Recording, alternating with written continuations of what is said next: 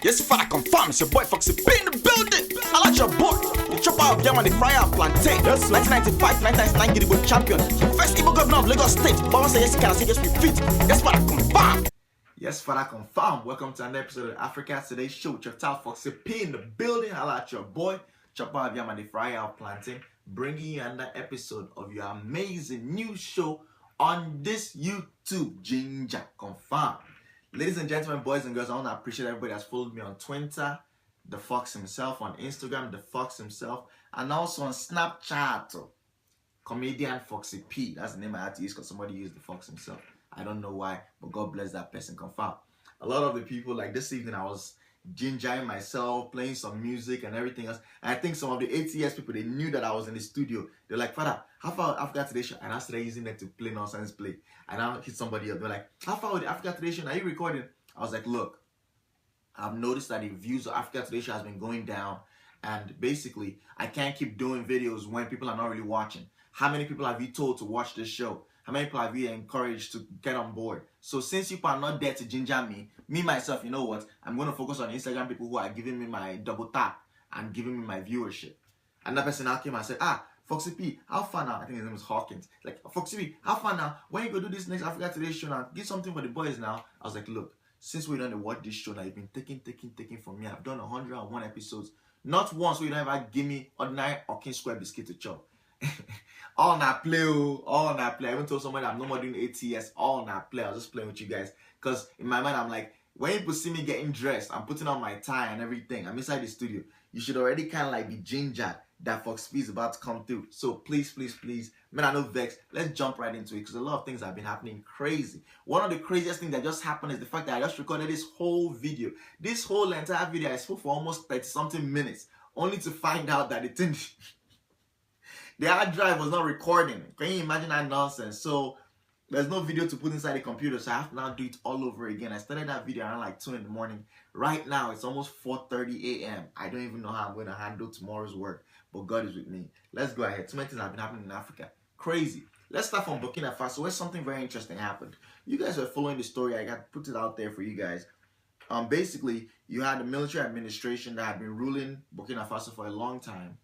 And last year, 2014, they pretty much, the people said, you know what, we're done. We don't want you anymore. Come out and everything else. And they brought in a new transitional government, which you guys know about the coup that just happened this summer in Burkina Faso. Now, if you think about Thomas Sankara was the leader of Burkina Faso. He was one, he had a coup that happened, I think, in 1983 or so. And he was killed in 1987. Thomas Sankara is pretty much the same way people talk about like Mandela and like African leaders, Kwame Nkrumah, Nnamdi Azikiwe, all those kind of people. People put him on that same pedestal. They say this is an African who decided, like, you know what, my country is not going to be following the same colonial mentality. So he removed all those political stooges and he came in. He had like a form of government that was Marxism and Afrocentrism, if you want to call it that. You know, a government for the people that did things, agriculture, did things to implement, you know, technology, stuff like that. I found that a lot of the time when I talk about things on Africa Today Show, I like to go, maybe because of my background, the way I was raised as a child. You know, my parents would always teach me stuff from the top all the way down and then come from the down all the way up to come and meet me at whatever level my knowledge was. And I do that a lot on Africa Today Show because I want to make sure people understand what I'm talking about or who I'm talking about. However, that also makes the videos very, very long. So please, sometimes I may not go into detail about these people, but when I mention their names, feel free to go on YouTube, feel free to go on Wikipedia, feel free to go on Google to Google these people and learn about them. That's the same way I learned about these people. So it's not like me, I have some special knowledge. Yes, I read a lot of books and, you know, all that kind of stuff, but still, this information is out there for you. You can also be knowledgeable about African history. So I won't go into detail about Thomas Sankara. However, what is very important now is that's going on right now in the Burkina Faso court system is that Sankara was killed by his second in command during that coup in 1987. So pretty much they came into power in 83. In 87, this guy did the coup, took over, and then 2014 was chased out. Now, let me break this down. It wasn't that guy was one that shot him with the gun, but it was during that coup of which he now came into power, of which he led that coup, that Sankara was killed. So the same way some people will look at it and say Agui Ironsi was killed by Murtala Mohammed because Murtala Mohammed was the one that led the northern coup that in 1966, there was a reprisal for the early January 15th, 1966 coup. So that killed Aguiyi-Ironsi. So Murtala did not pull the trigger that killed him, but he was one that led that whole movement. So he was the leader. He's culpable. He's responsible. All of that kind of stuff from a legal perspective. So now Burkina Faso, what they're saying is that the death of Thomas Sankara is going to be treated as a murder, and the prime suspect in that murder was their former president who committed that coup in which this guy died. Now, why this is so important is because, ladies and gentlemen, for the longest time, every single time that anybody did a coup, especially when it's successful, if you fail, well, your neck come out. But if it's successful, any crimes you committed as part of that coup is pretty much thrown into the waterside. Nobody cares, you know. So look at the history and see how it can affect Africa. You've seen the video right there of Prince Yomi Johnson when he cut off Samuel Doe's 2 ear as part of the, you call it a coup, you call it a war, whatever you want to call it, as part of the Liberian Civil War. He was never prosecuted. He's actually now a sitting senator in Liberia, you know. So this is a precedent where they are saying like, yo, like, we can, anything that you do during a coup, we can come and arrest you and prosecute you after the fact. So what does that hold for Nigeria? Think about Nigeria now. You have someone like Murtala Mohammed. Well, take it back. You have someone like Gowon who took over power from Aguiyi-Ironsi after that coup. He was not involved in the coup, but he was one that became the leader. What did they say? They want to now try him for Aguiyi-Ironsi's death. Now you have someone like Murtala Mohammed who did the coup that they used to comot Gowon when he was in the OAU meeting, Organization of African Unity meeting in Addis Ababa or somewhere else. Imagine if now his vice president, who's none other than Obasanjo, is now being held accountable for the crime of taking power over from the head of state, which is a treasonable offense. Then take it a little bit further out. Obasanjo gave power to Shagari. Shagari came in as a democratically elected, Second Republic, democratically elected president. He came in, and what happened? Buhari couped him in 1983. What did they come out and say? You know what, Buhari, you are responsible for the treasonable offenses. Then go all the way in. IBB, Babangida collected power from Buhari. What did they come for IBB?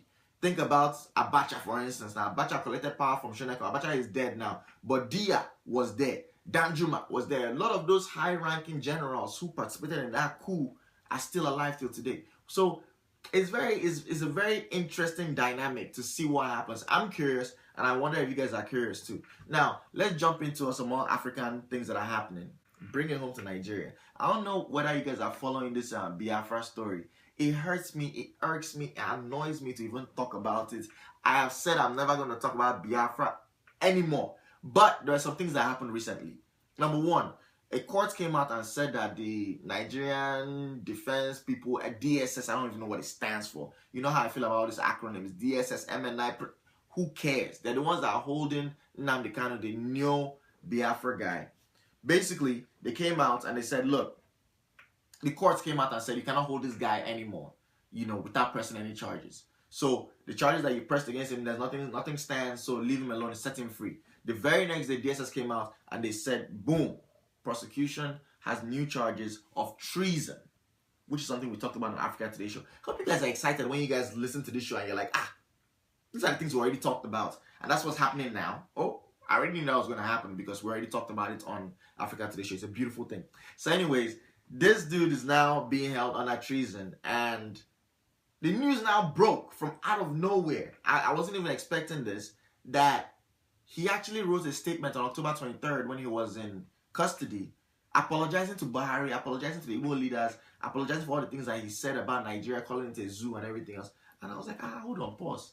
Bros, I thought you were a man of conviction. Why?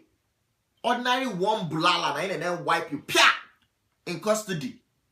You're already opening your mouth and writing letter of apology. What kind of freedom fighter is that now? Who will remember Mandela if that's the way he gave up? Think about all the people that have been struggling. Kenneth Kaunda. All the people that struggled, went to jail. You know how many years Obafemi Awolowo spent in jail? You can't just quick like that, just write apology. You form a hand. You know, what are you going to tell all those Igbo youths that have died because of you? Ladies and gentlemen, this is a serious... Everybody wants to go to heaven, but nobody wants to die. Oh, this guy has now seen the realness of life. Like, you know, you're there, you're in L1, you're in jail, you're in prison, and you know, people that are protesting before. Now it's Christmas time. Oh, December, no ruego. People are in the east there blowing banger, drinking palm wine, climbing their neighbor's daughter. Ain't nobody caring about you. Isn't that deep? This guy has been running around saying that he wants people to donate money to buy arms and ammunition. He came to the US. He had the Igbo Congress here in the US. They do it either in Atlanta and LA. The last one, you can go on YouTube and look at this video. He went to these guys here in America and said he wants them to raise money to buy guns. It was like a town hall meeting style. People were raising hands like, come on. Bros, hold on. Gone. Who can fire the gun? For those people that go and fire that gun now and then they catch them and say it's treasonable offense, you're coming to come and start a war inside of Nigeria. What will happen to them? He said nobody can arrest them. If they arrest them, we have the ability to do this. They've catch you. They've catch the guy that helped you to install all the antenna all around, or the radio antenna all around Igbo land. Coming to find out that the guy is actually somebody who works for MTN. He actually installs MTN masts. And basically, he now went and plucked the antenna and put it on top of MTN masts like ripe mango all around the town. People were asking him questions because calling Nigeria a zoo. Nigeria is not even a country. It's a zoo. So they asked him, how did you even get to America here? Which passport did you use? Because as far as we know, there's no Biafra passport. So how did you get in here? Answer. He could not answer. These are questions that people are asking. Somebody came out, one wonderful man came out and said, look, you're talking about Biafra. You're looking too far in the front. What about now? What is going on in Igbo land now? What about the hospitals? What about the schools? What about the places that we need that our mothers can go and give birth to children and not have one of the highest mortality rates, infant mortality rates in the world? What about the places where our children can go to study, to learn to become doctors and lawyers in the future? What about our roads? What about our hospitals? Things like that we need. What are you doing? So listen, me, I've decided, ladies and gentlemen, I mean myself, since that man was talking on internet, since I didn't even know he was 48 years old. He looks young. I guess black don't crack. But 48. Make a money, man. Anyhow. Since you're going to be talking on the internet and you're not doing anything for the people, I will not follow you and be talking on the internet and not doing anything for the people. So you people will find out. As you're watching this thing, by February, by God's grace, you will see what I'm doing in Igbo land. Personally, no GoFundMe, no donation. We did what we did for the Liberian children. We've tried. This on me, personally. You will see. And hopefully, any Igbo person, forget about Igbo, anybody from any tribe, any ethnicity from anywhere in Africa, if you can do the same thing in your village, make a difference. Let those children in the village, let their lives change off of you. Heaven is open for you. Confirm. Any sin that you want to commit. Because the people that have attacked me off of this thing, it was so amazing. You know, recently I saw something that came out on Linda AKG. This actor, model, IK Ogbonna, he married this one Colombian baby and she gave birth to a child for him. He went and put up a picture of a brand new SUV that he bought for her. Now, brand new SUV, that's a beautiful thing. Nobody's. But the problem was that he put up that picture on his Instagram, sent it to Linda, everything, he put it up. The first time that his wife drove that SUV out, the thing broke down. People were not taking pictures and uploading it. Now, how do we know that it's the first time? It's because that same day that Linda AKG put up the picture that his wife, he just bought his wife a new car. That same day that he put up an Instagram post saying that he just bought his wife a new car is the same day that he saw the car. All of a sudden, you have mechanic that are under, losing carburetor, losing all kinds of things, losing carburetor, losing oil pump, losing fuel pump. But okay, your radiator don't spoil, though. We're going to need to flush ammo. Brand new car. That car is not brand new. My nigga, if all you did was go buy a used car, nobody's going to come and then castigate you for the fact that you bought a used car for your wife. There's nothing there. Tokumbo, you can buy quality Tokumbo. Well, my entire life in Nigeria, we celebrated every single car my father bought. When he bought Peugeot 505, we celebrated. 504, PAM, we celebrated. When he bought Mercedes-Benz 230E, flat engine, we celebrated. When he bought the V-Boot 300, we celebrated. None of those cars was Ochara. Everything was Tokumbo, and we still celebrated. So why are you going to lie? That car is not a new car. If that car was a new car, as soon as that car break down like this, oh, you pick up your phone and say, look, dealership, you panic man. You put sold me a car and the car has break down right now. You know what? Come and carry this carton away from here if I change my mind, idiots. You're not gonna go and call Ba Hassan that lives in Papa Hassan that's living beside your street. All those mechanics come and start losing all kinds of things under your car. Confirm. The reason why I'm bringing this guy up is not because I'm happy about something bad that happened to my fellow man. It's because he's one of the people who attacked me personally. I didn't want to say this before because there's no reason to. But I'm just trying to let you know there's levels to this shit. The people that came at me, it wasn't just random people that are living in Malaysia, living in Afghanistan, that came at me when I said what I said about the Biafran video I made last year. It was like people who are out there. Nollywood people, like, you know, footballers, like people who you would never expect. They are still out there wearing Niger jersey, but at the same time, the fire of Biafra is entering their chest. And I'm like, well, why don't you do a personal process and be like, I'm not going to play for Nigeria no more? This dude came at me. He didn't come at me from email. He didn't come at me on Twitter. He came at me directly on Facebook. He said, I know who you are. I found your Facebook page, and you're saying all these things about Biafra. You should not be saying them. You better go take that video down. You sell out to our community. I was like, damn. The day that you contributed money for my education, I didn't know, bros. But the fact that you are going in your own direction and I'm going in my own direction and I'm giving my own opinions based on something that affects my own people, it doesn't affect you in any way, shape, or form. Let me be saying what I'm saying. You say what you're saying. It doesn't have to intersect. You're not with me on Instagram wearing makeup. We're not together doing what we're doing. But I found it very interesting. Talking about police entering situation is the situation they need to enter right now. Tiwa Savage, that Doro Tiwa, she's one of the people signed to Mavens with Don Jazzy. She came out and she burned baby about 5 months ago. Now, people were vexing because when she burned that pikin, she didn't even show the pikin face. She just took picture of the pikin from the neck down and everything else. People were wondering, what's wrong with the pikin now? Doesn't the pikin have face? You know, if this pikin lost now, what are we going to look for? Things like that. But basically, 5 months later, for Christmas, as a Christmas gift to her fans, she came and dropped the picture of the pikin face. Now, for me personally, I went to the page. I'm not there to look at pikin face. Pikin face at that age, they all look alike. What do they look like? They look like Gary that somebody made and put inside nylon and pressed together like this and just put it down. There's no feature. There's nothing separating one child from the other. That's why they usually give you tribal mark when you are young, so they can separate who's who when you cannot respond to your name. Adam, Musa, Jirechi, they answer the same name. They don't care.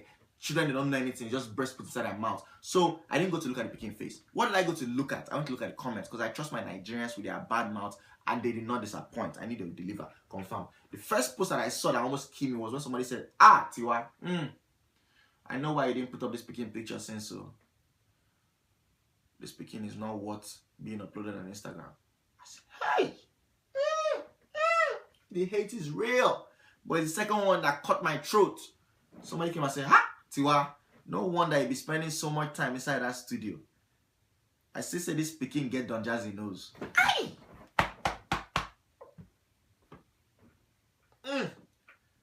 That gave me high blood pressure mixed with tuberculosis. I didn't even know how to... People have bad mouth on that Instagram. If you think I'm lying, just today, this night that we're talking about here, I posted a picture where I said, thank you guys so much for your support in 2015. 16 is going to be amazing. And I said, thank you to all the harlots for supporting me throughout this year. One girl went there and she took offense with the fact that I called harlots. She said, you're calling your fans harlots now? What kind of nonsense is that? With all these your nasty videos that you're doing, useless videos that you're doing or whatever. That's how somebody went and bought my fight. And I said, what are you talking about? Foxy P, haven't you ever watched his philo videos where he be saying harlots? He doesn't mean it as an insult. That's how he talks. Two of them started cussing each other's mother, grandmother, great-grandmother, even the people whose breast they did not even see to even know if that breast was sucked. They were cussing each other. They went 64 comments deep. Two people going back and forth. After a while, the girl went to go and form Votron to go and bring some of her friends against this one guy. So it was 3 against 1. The guy was still holding his own. I mean, I'm just here just eating popcorn.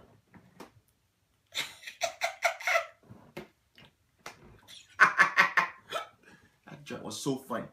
Talking about interesting things that happened, we're getting the news from Kaduna that one man decided that the way to move forward in his life is to be thieving. Now, thieving is not a bad thing. People have been thieving since the beginning of time, confirm. But what he went to thief is what now carry his life, confirm. This guy went to go and thief electric cable. He didn't go and tip it from pole.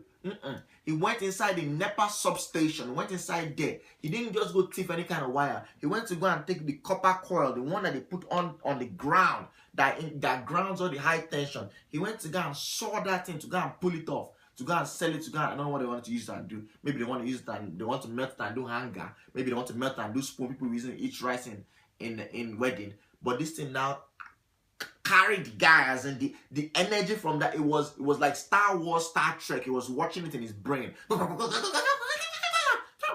the guy died.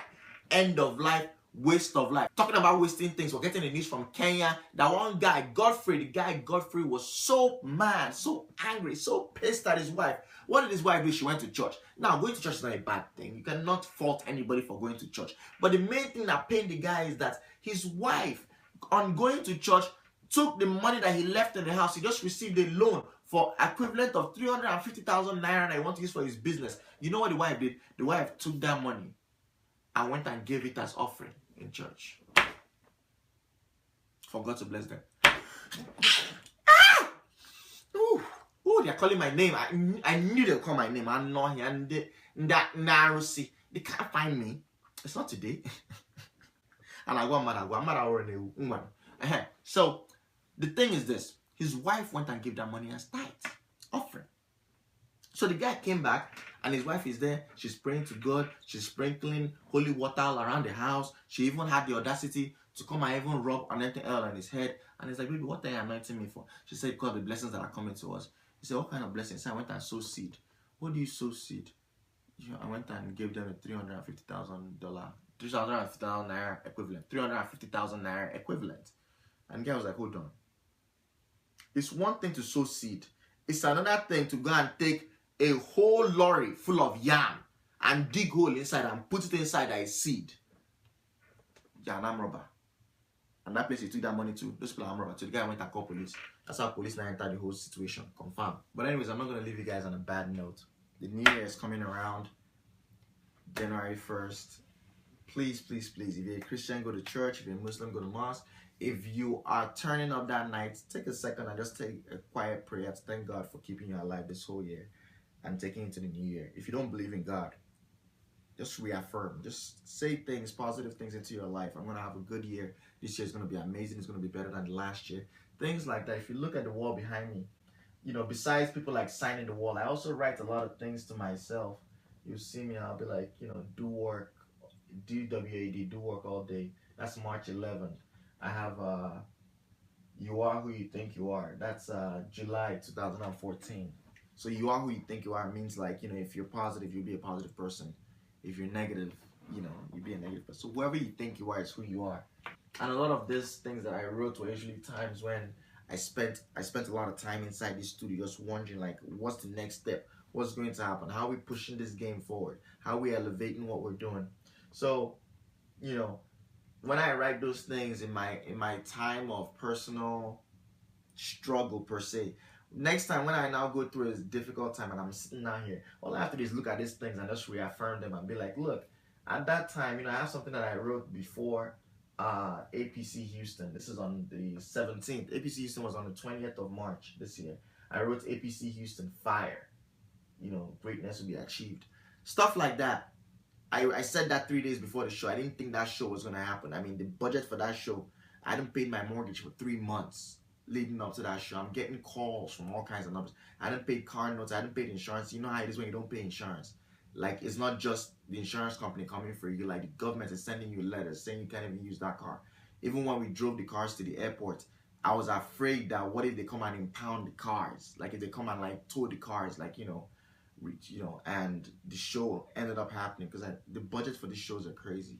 I think that show was probably like just a little bit less than 25 grand. So when you're doing that and you're sole sponsored, I had no sponsors putting up any of that money. When you're doing that, there will be times of doubt whether you're absolutely crazy, you know, because a lot of these shows you never get the money back. You know, there's shows that we've done where, you know, you easily are like 15,000 in the red. But nobody on the outside sees it because all they see is the big crowd.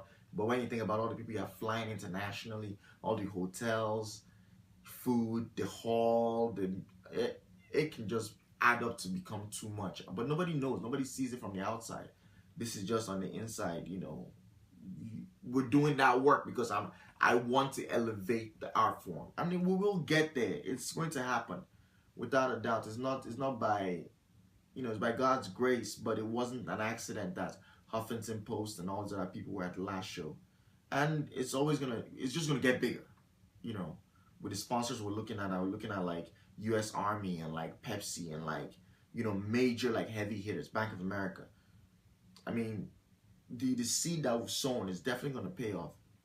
So during that time, I'll go through times of doubt, but then I just have to look at all this stuff and be like, you know what?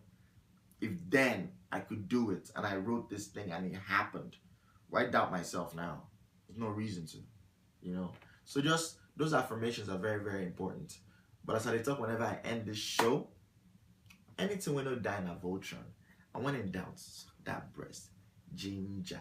Appreciate you not die. Do me a favor. I don't want no Christmas gifts. Do me a favor this one time. Please, please, please. Share this video on Twitter. Share it on Instagram. Share it on your Facebook. Put the link in there. We have a lot of countries that are very interested in this show. We've had people from South Africa contact us. Even Nigeria contact us about putting this show on TV. Even in Angola. You have people that are interested in putting this. But the only way it can happen is by you guys spreading the word and us building our viewers up. Right now we have about maybe like 1,200 subscribers. We should be able to hit like 10,000 before the end of this year. There's really no reason why not. I want us to just keep moving, keep moving, keep moving. I'll do my own best on my own side in terms of content. But you guys have to help me spread the word. The reason why Channel O and all those people, why we did videos for them, was because Instagram was blowing up. People were posting our videos, spreading the gospel. That's pretty much all how it can. That's the only way we can grow. So let's do it for us. So that way you guys can say, you know what, I was with this guy 5 years ago when he started it. And look at him now. It's a beautiful thing. I've seen it happen before. We can do Africa Today show. Man, take care. God bless.